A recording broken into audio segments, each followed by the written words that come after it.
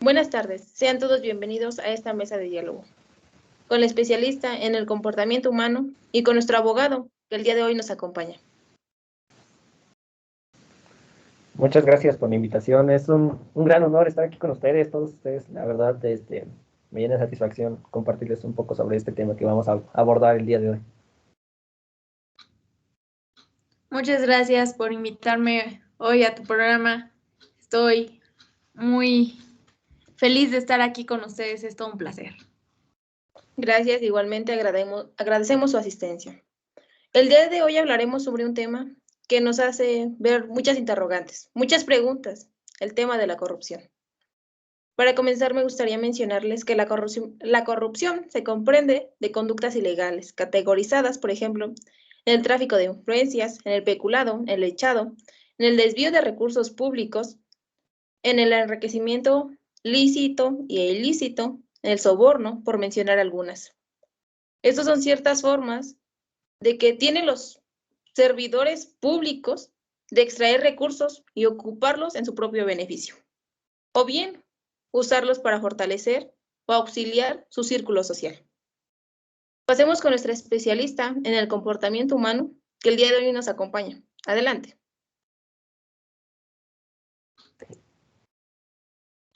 Bueno, buenas tardes a todos. De nuevo reitero mi agradecimiento por invitarme a su foro. Quiero comentarle a su agradable audiencia que el día de hoy nos escucha que la definición más utilizada de corrupción es la del Banco Mundial y de Transparencia Internacional, que habla sobre la corrupción como la utilización del poder para un beneficio personal. Y ante esto tenemos las principales causas, las cuales son las siguientes.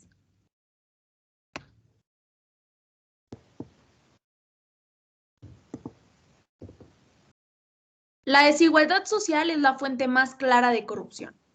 Darío Valencia Restrepo, recordando lo elevado del coeficiente Gini, que mide la inequidad, señalaba hace poco que Colombia aparece entre los países con un más alto coeficiente entre el listado del mundo, los de peor distribución de la riqueza.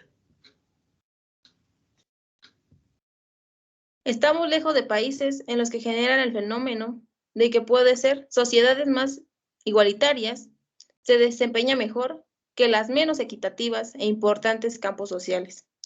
Son más humanas y benefician a todo el mundo, no solo a los menos favorecidos. Bueno, la violencia objetiva es como consecuencia de lo anterior, son la que padecen en la sociedad desde hace más de medio siglo. Trae consigo también secuelas impresionantes de corrupción.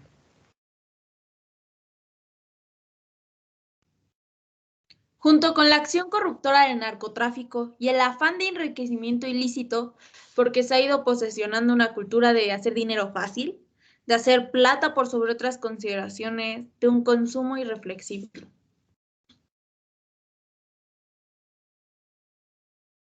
La violencia de los derechos fundamentales es una causa clave como la desigualdad social. Todas las familias se empobrecen, se disminuye el empleo, aumenta el vandalismo, el robo, las bandas de criminales, se viola el respeto a la vida, se vilipendia la indignidad humana, se ultrajan a los niños, a los ancianos, a las personas en condiciones desfavorecidas. Un ejemplo claro son a todos los desplazados de la violencia. Ineficacia en la educación.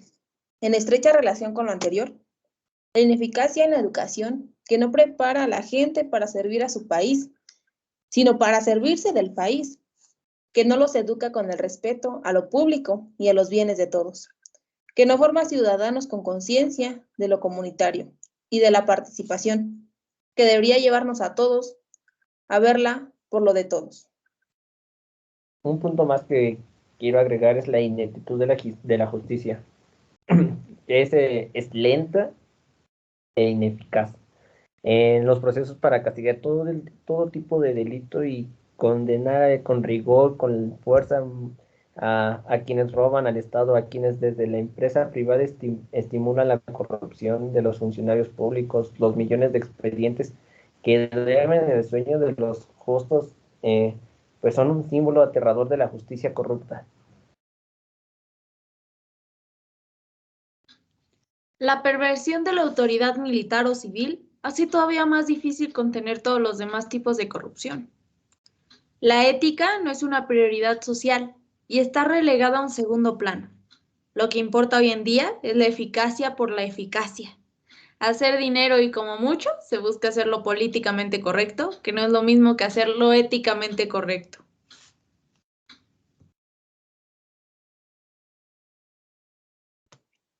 Esto nos lleva a saber por qué el surgimiento de este problema. Y no podemos decir que surgió por causas del destino. Ahora bien, es de mi agrado mencionarles que las principales consecuencias que acarrea este problema son las siguientes. Como principal consecuencia que yo siempre he dicho es la corrupción que viola los derechos humanos. Está clarísimo. También viola los derechos políticos y civiles y al distorsionar o invalidar a ciertas instituciones. La corrupción es una causa del deterioro medioambiental. La corrupción facilita el abuso del medio ambiente y el mal uso de los recursos naturales.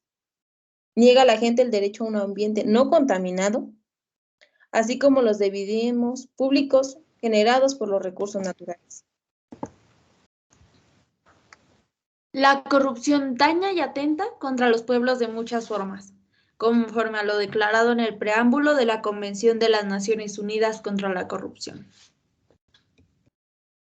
Cuando la corrupción se encuentra extendida en un país, son muchos y variados los segmentos de la población afectados por sus defectos pues en toda la sociedad, pero sin embargo existen consenso de que los más afectados por la corrupción son los pobres.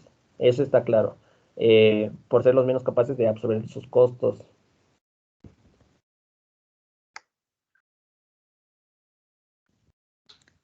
La corrupción es una barrera al desarrollo económico. El soborno como una forma de corrupción disminuye el crecimiento económico, contribuye al aumento de la pobreza. La corrupción causa pobreza, ya lo habíamos mencionado, crea barreras que impiden superarla, afecta en mayor medida a las personas en escasos recursos, ya que tienen menos opciones para enfrentarse a estas barreras que se los impiden, que se les imponen. La destrucción de los organismos de control, cuando un funcionario no está bien controlado por la institución, se corrompe fácilmente, porque tiene el camino libre para obtener un montón de beneficios con la tranquilidad de saberse impune. La imposición de las políticas de corto plazo corrompen, no es solo de quedarse con el dinero público, sino antes que eso se trata de perseguirse intereses puramente individuales en vez de cumplir con el rol que asigna la institución.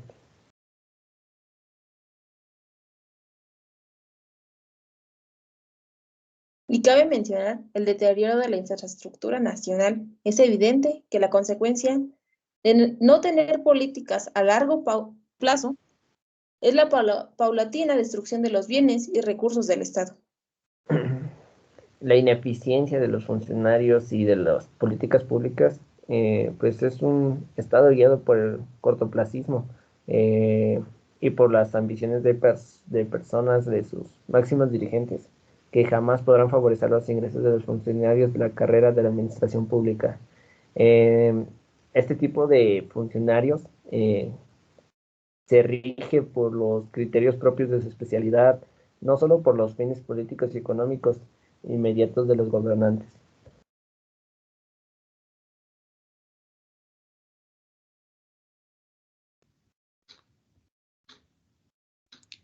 Realmente es muy alarmante todo lo que ocasiona este problema.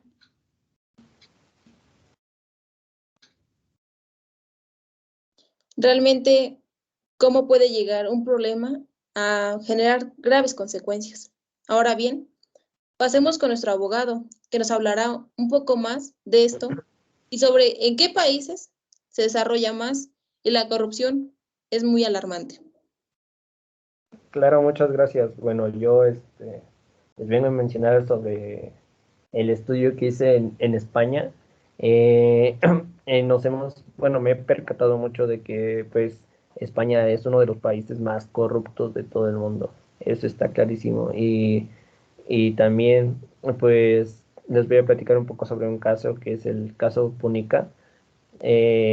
Pues este caso lo tiene todo, desde trama, años, dinero, extensión, pues, pues como más lo mencionan, es un caso muy, pues llama, como dicen los especialistas, un caso perfecto, por así decirlo.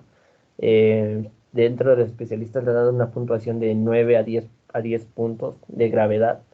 En la probabilidad solo de Guter le supera porque el juicio estaba más avanzado cuando los expertos respondieron el cuestionario. El corazón del delito de la púnica era cobrar comisiones a cambio de adjudicaciones en ayuntamientos de Madrid y España. Madrid, España y Valencia.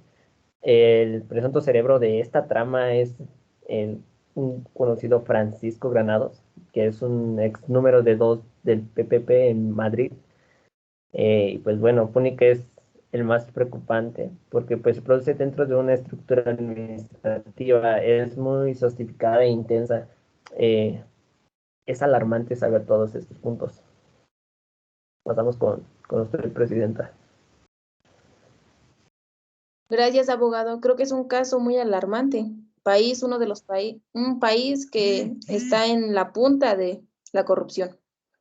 Ahora bien, me gustaría mencionarles que existe una reducción para la corrupción, que consiste en los siguientes puntos: que haya una rendición de cuentas a los gobiernos, total transparencia en las acciones gubernamentales y públicas, canales eficientes de denuncias, actuación inmediata en las autoridades competentes, cero impunidad. Para ello, creemos que la idea de la creación de una organización que pueda brindar transparencia a las cuentas de los funcionarios de gobierno, esto obviamente respecto a su derecho a la privacidad. También quiero hacer hincapié sobre hacer válido el respetar el artículo 31 sobre fracción 4, que habla sobre la impunidad y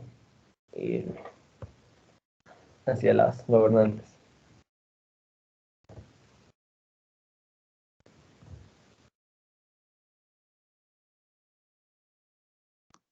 Agradecemos a la audiencia que nos sintonizó, a todos los miembros de esta mesa, a nuestra especialista y a nuestro abogado.